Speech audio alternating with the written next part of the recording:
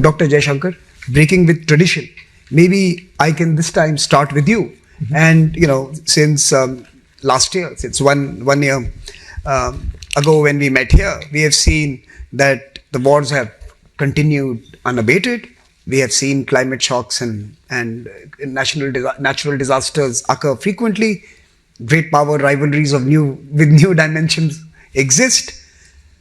What have we learned in the last 1 year? What has India learned about both power and vulnerability?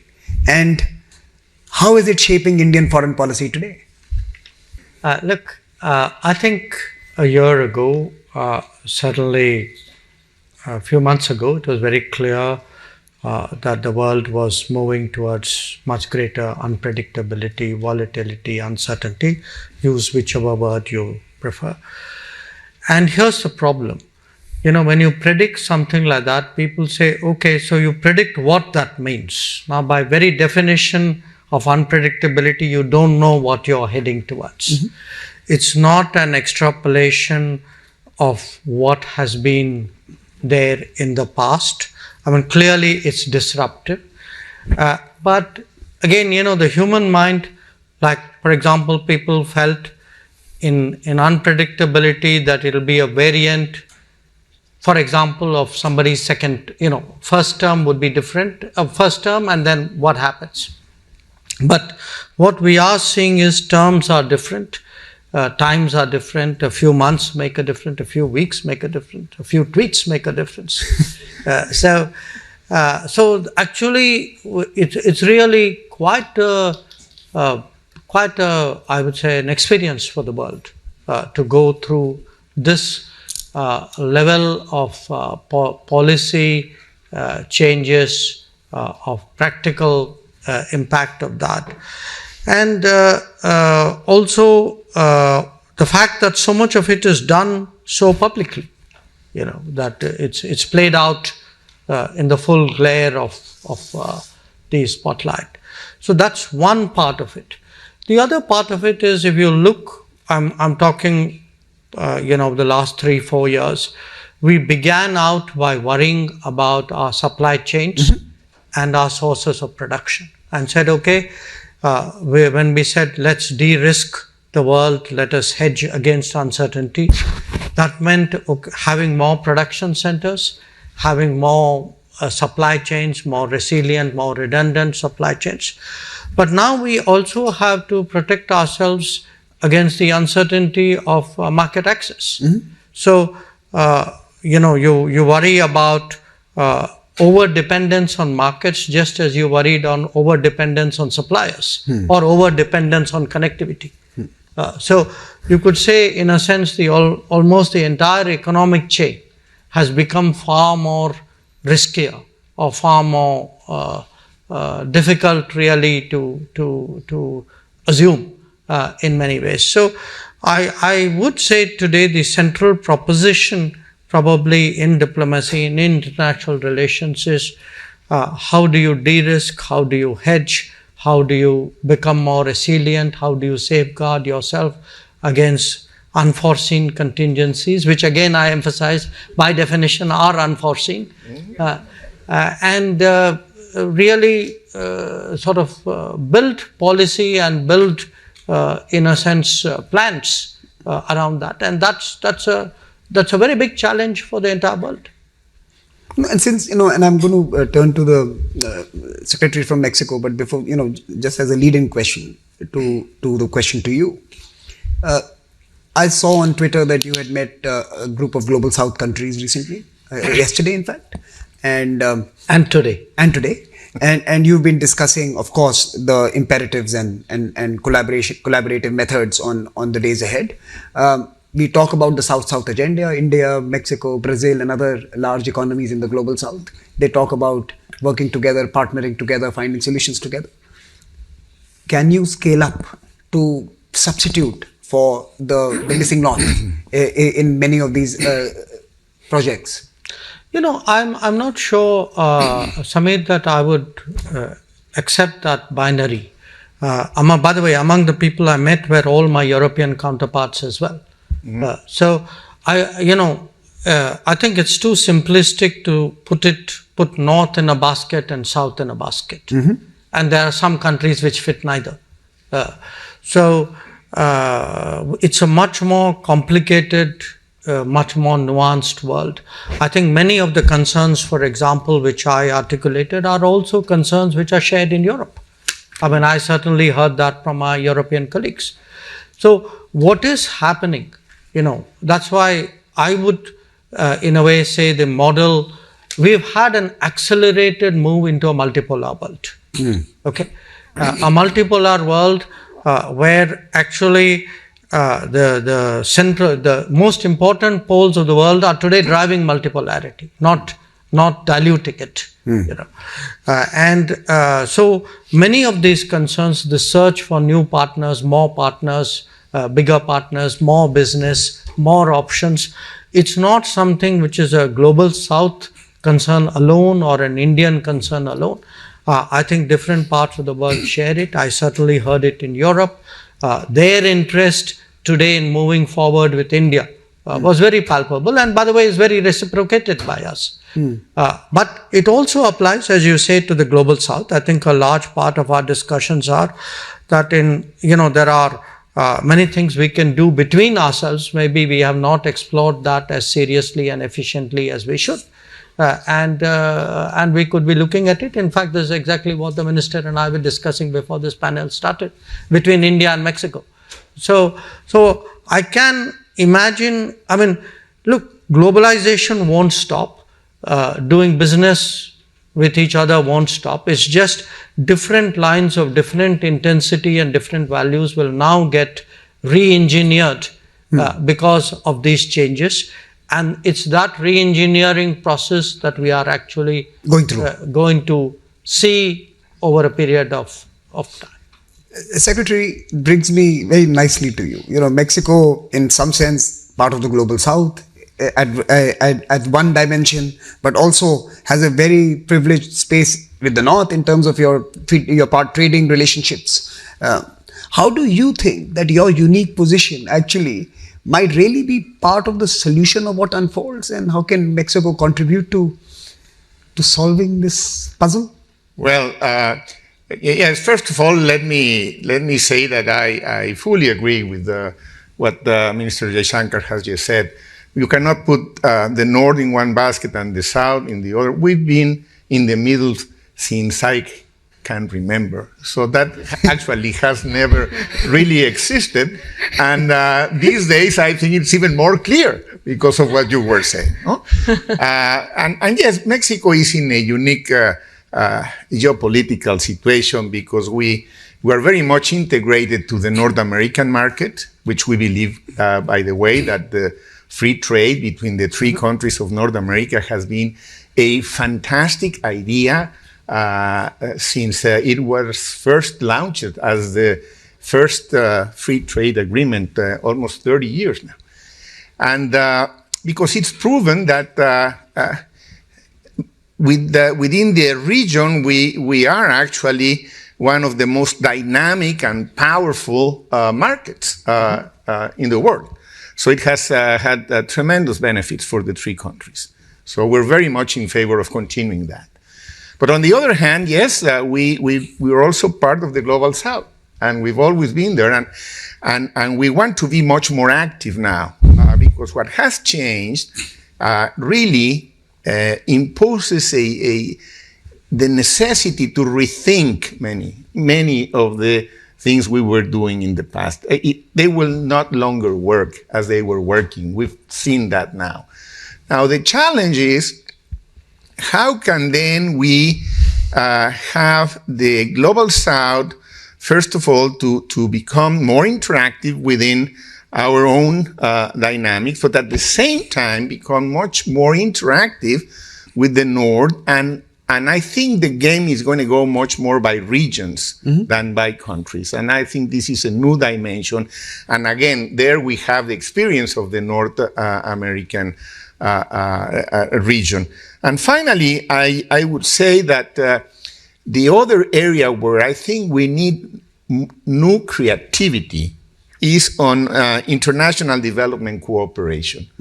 And we have some examples that even though in low scale, have been very successful. Let me just very briefly mention two of them.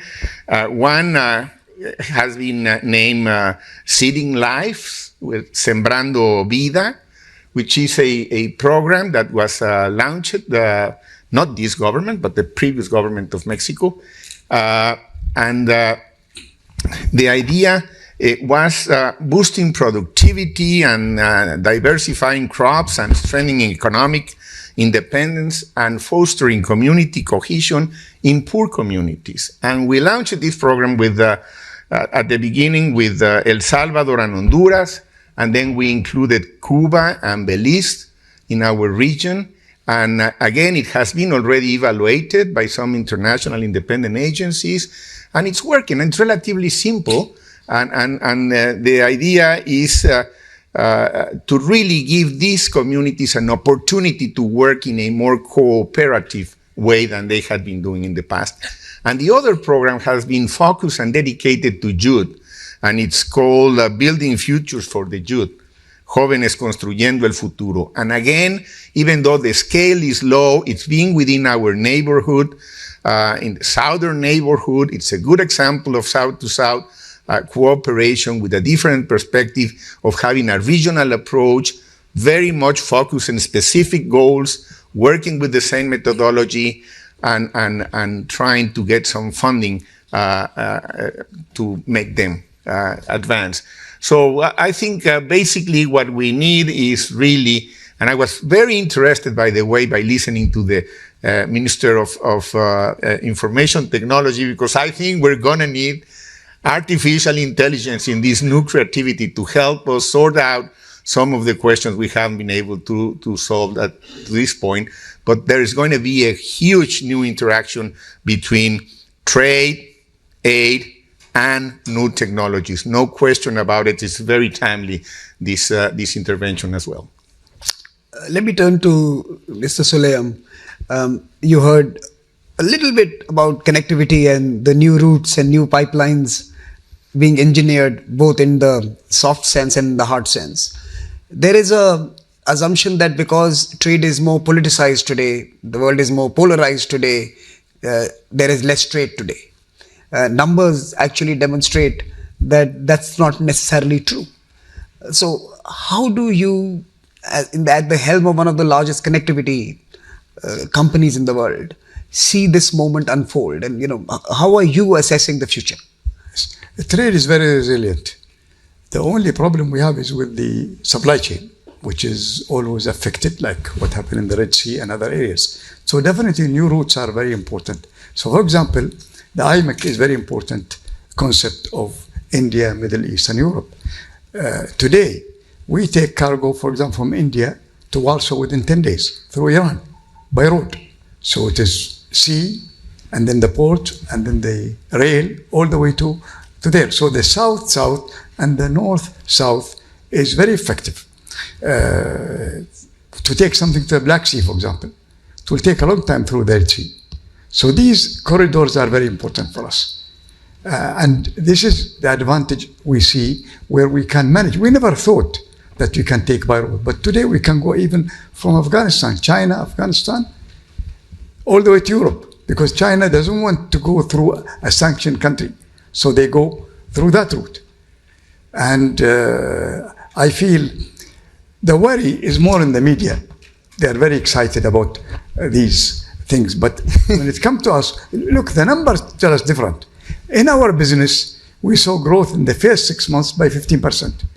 Okay, India and UAE, because of bilateral trade, we expect trade to be $100 billion this year. So one way, I believe, to avoid all these surprises is the bilateral trade agreement. They are very essential. And I'm very proud that it didn't take a long time to do it with India, and we see the benefits today, where all the obstacles have been removed. You can't have an agreement with everybody and satisfy everybody's needs. But two countries together, they can come with something that benefits both.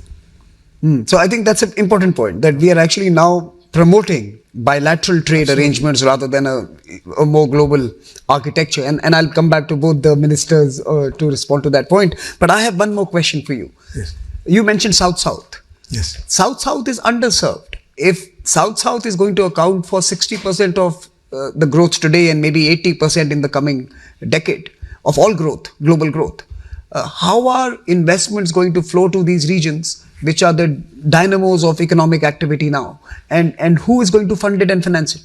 Listen, the roots are existing. Iran invested the last 30 years in rails. Today, CIS countries, they are $1.5 trillion of trade. In the past, you can't access them. Today, we created routes to access them. So that's very important. Digitalization is very important also, where we all have to speak the same language. That's very important. Okay. Another thing which is interesting is we noticed that all the air cargo that goes to Africa from the Far East goes all the way to Europe. And from Europe it goes. This, I'm talking about not the commercial cargo, it is the charter cargo. And that is like going in a triangle. So we are promoting South-South, meaning Far East, Dubai, Addis Ababa, Ghana, and Latin America. It is faster. We did a consignment from India. It saved 14 days, garment to Brazil, by using this route when we introduced it. Okay, and I don't know, like $14,000 of saving.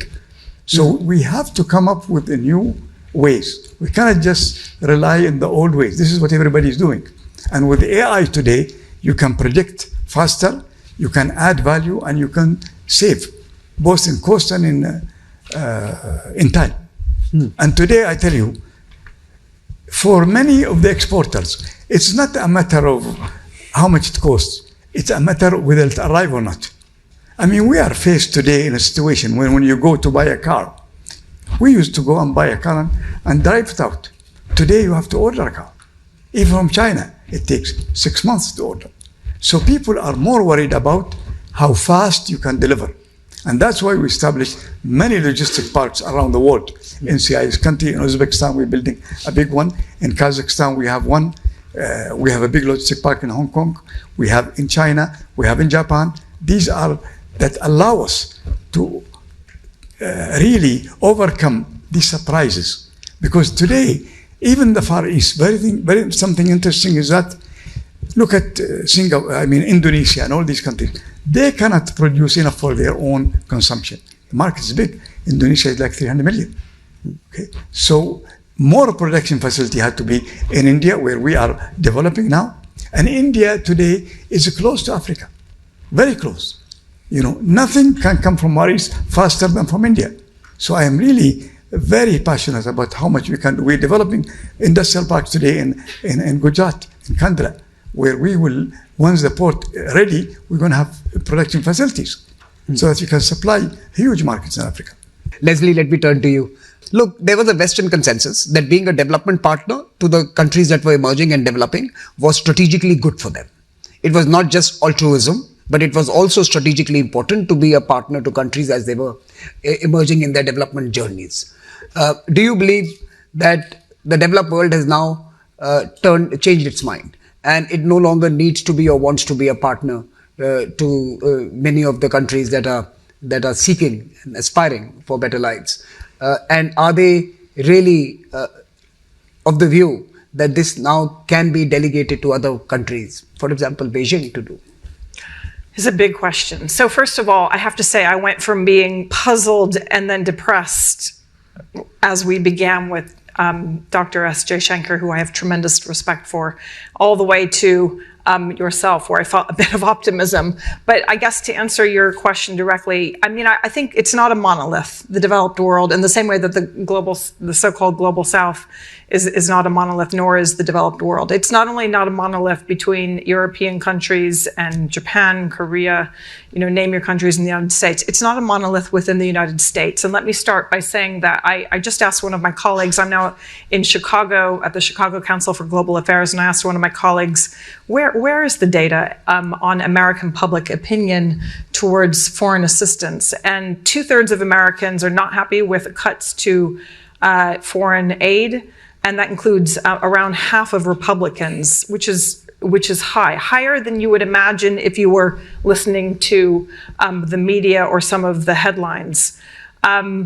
There isn't. So first of all, you've got to separate the public from national leaders, and particularly from the current U.S. administration, which has a very singular view, which isn't even representative of a number of people in its own parties.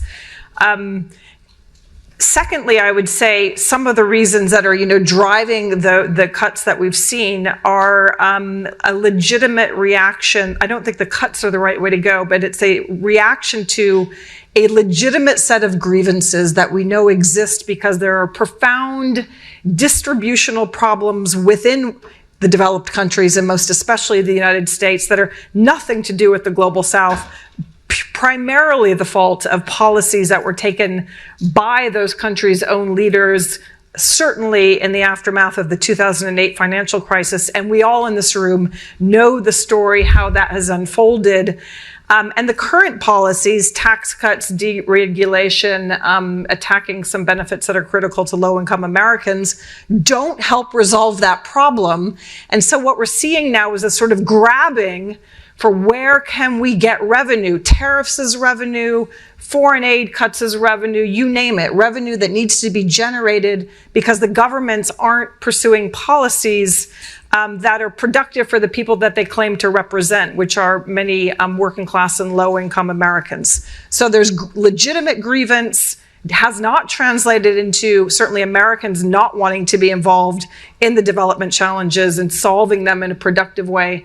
But it has led to a series of very pernicious effects. And so when I listened initially when I was listening to the kind of comments about disruption and uncertainty, I think the media is right on this. I think it's been phenomenally disruptive. It's been creating mass uncertainty for the rest of the world. It's also been creating a huge amount of uncertainty within the United States. I sat and listened to two members of Congress from Illinois, one Republican from a rural district, one Democrat, and the Republican member of Congress said on the record, how much pain can my people take? He was, of course, referring to farmers. The soybeans are very much on the minds, obviously, of many people in the middle of the United States.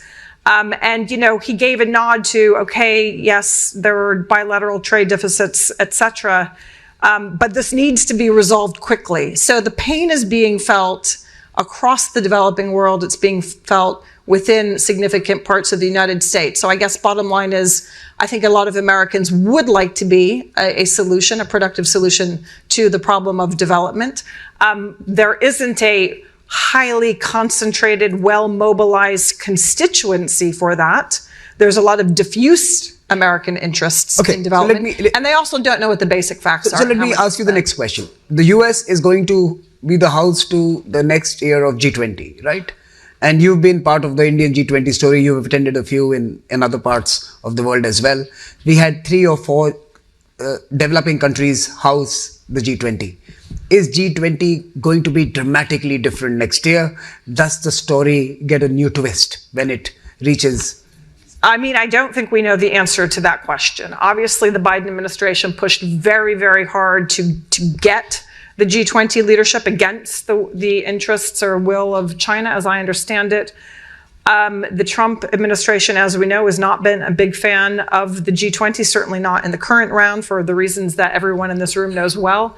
I think that India provides a phenomenal example, a case study of a case that could be made to President Trump of why it would be very beneficial to the US to lead the G20, to take it very seriously, to use it to build a domestic constituency for America's first leadership on the global stage. I think the case could be made, it could be delivered very concretely. I don't see that happening yet. But I think that if President Trump suddenly sees that it's not about going to South Africa or going somewhere else, it's about hosting with a lot of fanfare and setting an agenda, ideally, cooperatively, that that there is some prospect for even a president who doesn't like multilateralism and doesn't like to kind of work with others in that sort of way.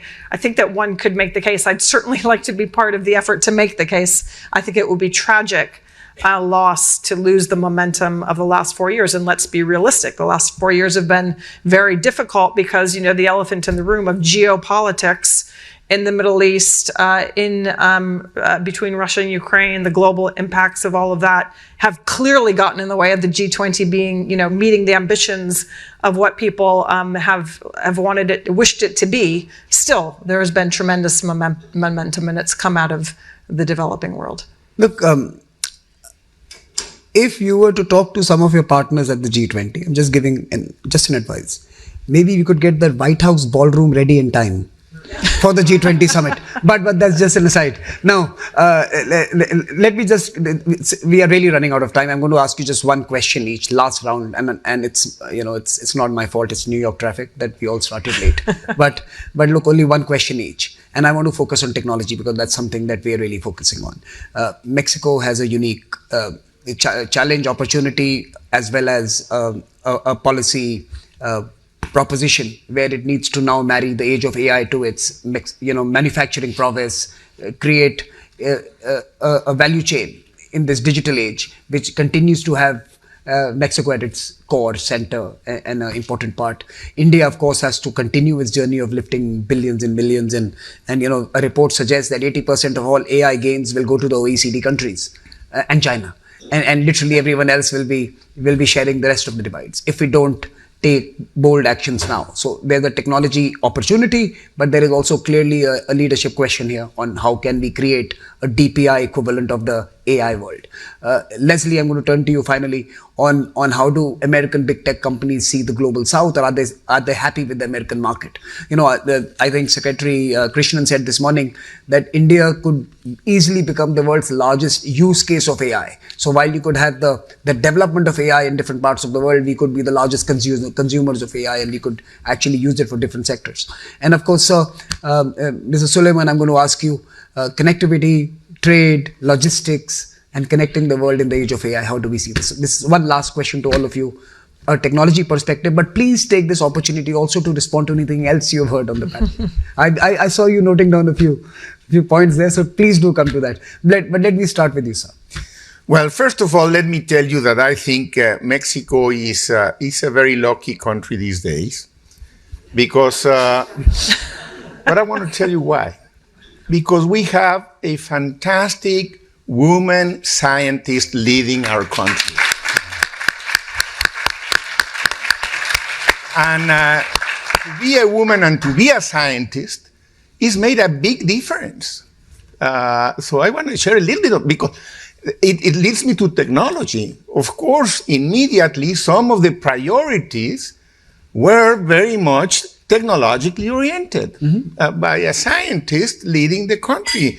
So immediately we have launched in 1 year a national artificial intelligence laboratory, a national semiconductor design center, a digital transformation telecommunication agency, which, by the way, all these developments are part of our renewed partnership with India, and that is going to create a new way to link South to South collaboration. So, it's in North America, it will not only be Silicon Valley. This is what I'm saying. We are ready to compete technologically. We have the human resources, but overall, we have the political will and the conviction and the determination that we need to move forward on that direction under strong leadership that has a popular support, international trust, as well respected, and we're open and willing to make our own plans, of course, considering the all complexities that Mr. Jaishankar has been telling us about, and not predictable. But yes, I think if countries create their own plans based on their own analysis of what is going on, and we're able to come up with the right answers. And again, let me just, the conception of international cooperation for development needs to be, again, brought to the center of the South to South and North-South collaboration.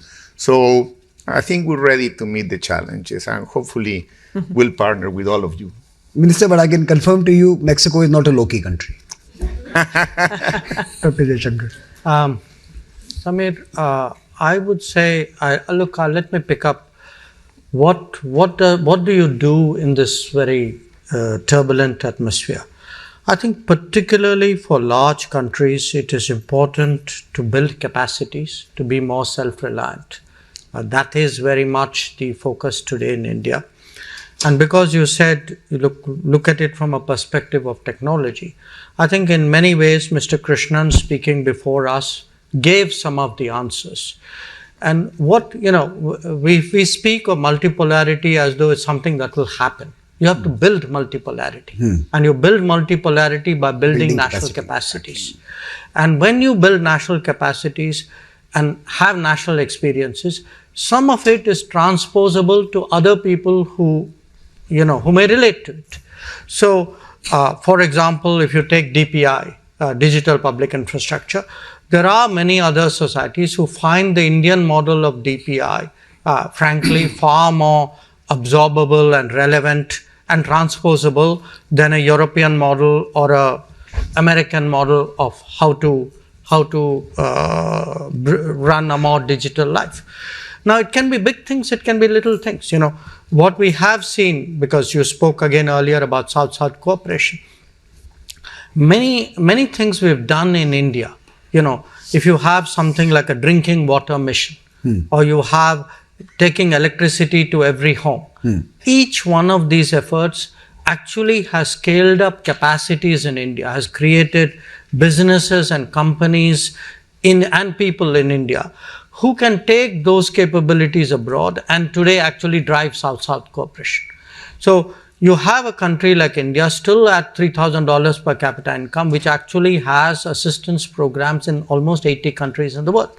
And in some cases, these are billion-dollar programs where, what we have done in India, we have taken out of India to some other country. So to me, technology, self-reliance, multipolarity, South-South cooperation, they're part of one basket. And that is part of the response to what is happening, the point number one. Point number two, which we haven't spoken about today, this world which we are talking about will require a global workforce. Where that global workforce is to be housed and located may be a matter of a political debate. But there's no getting away. If you look at demand and you look at demographics, demands cannot be met in many countries purely out of national demographics. This is a reality. You cannot run away from this reality. So how do we create a more acceptable, contemporary, efficient model of a global workforce which is then located in a distributed global workplace? I think this is a very big question today which the international economy has to address. The third point, and I would like to pick up on your optimism here, if you actually look at it, for all the imponderables, the uncertainties, eventually trade does find a way. And the fact is, it is easier to trade today. It is easier for physical reasons. There are better roads, better shipping, etc. It's easier for digital reasons. There are much smoother trade interfaces than there have ever been in human existence. So for all the obstacles and complications that may arise, I also think they will be countered in some ways or mitigated in some ways by what will happen, I think, in the trade domain. And finally, I agree with him. I think we will see, as part of this re-engineered world, I think we will see new, more different trade arrangements between countries, which will make decisions which they may not have made in other circumstances, countries which today will feel the desire, sometimes even the compulsion, to have new partners and new regions will look very much more. And certainly I can tell you where India is concerned, in many other regions, and that's one of the points we were discussing today, Latin America, Caribbean, where we actually do roughly about $45 billion of trade every year. But I can see with much greater effort, even what may be considered very distant regions today becoming much more relevant. So we are going to, technology-wise, trade-wise, connectivity-wise, workplace-wise, end up in a very different world in a very short time. No, that's true. I was surprised when I learned during my visit to Mexico a year ago that literally all homes in Delhi get bread made by Mexican companies. I didn't know that, but it's true. A group in Mexico literally owns that, and every third Indian kitchen has Argentinian cooking oil. So very interesting that is Latin America that feeds us and of course also moves us. But Leslie. I guess I would just pick up on two things. One is on this idea of, I guess there's a techno optimism perhaps on the panel, and I think I agree with the general premise and the call or the need for a global workforce. My caveat would be that I believe that the politics in more countries than not are working against what we need. Populism, nationalism, illiberal claims that are empirically wrong about immigration, about migrants, in too many countries are pushing in the wrong direction for those own people in those own countries and those own leaders. And that's not only at the low end, that's at the high end. Look at what's happening with the politics of H-1B visas in this country. It's absurd. And it's potentially catastrophic for some of the technological capabilities and movement forward that the US needs, let alone the fact that it's just tremendously wonderful to have a diversified international, phenomenally intelligent workforce in the technology sector that comes from all over the world. We should have the best and the brightest. And that need and that desire and that ambition just doesn't square with the politics, with what's happening across many major research universities in the United States, potentially in the United Kingdom. If you look at the percentage of support for some of the Reform Party policies on immigration, it is very dangerous and potentially disastrous for what could otherwise be transformative potential of technology across many countries. And so I think that we have to be very aware of it, very realistic and honest about it,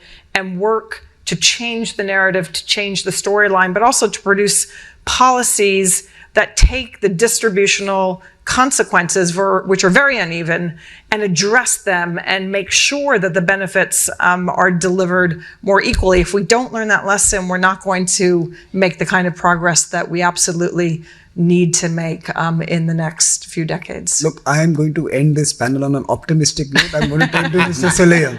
Mr. Soleim, please. Technology is really the backbone of our business today. And there are many platforms, some we did and some existing. Like with India, for example, India Payment Innovation UPI is a very important system that can be adapted by the custom, and we adapted it today in UAE and Oman and many. We have a port community system, which is basically a platform where when someone wants to get his cargo out of the port, they go into this platform, and from there he will clear his customs, he'll pay the payment, and everything digital without even seeing an officer. In Dubai, we call it Dubai Trade. In India, we call it Bharat. In Africa, we call it Africa Trade. It's the same system. And we used it even in England, called CNS. Blockchain. Today, blockchain is a very important system because, I tell you, we have looked at a cost of a commodity, many commodities. We found out that just by using blockchain, people are paying 40% more than the real cost. So you look at the real cost, and blockchain give you two things: encryption and transparency. And whatever is bill issued, nobody can change it.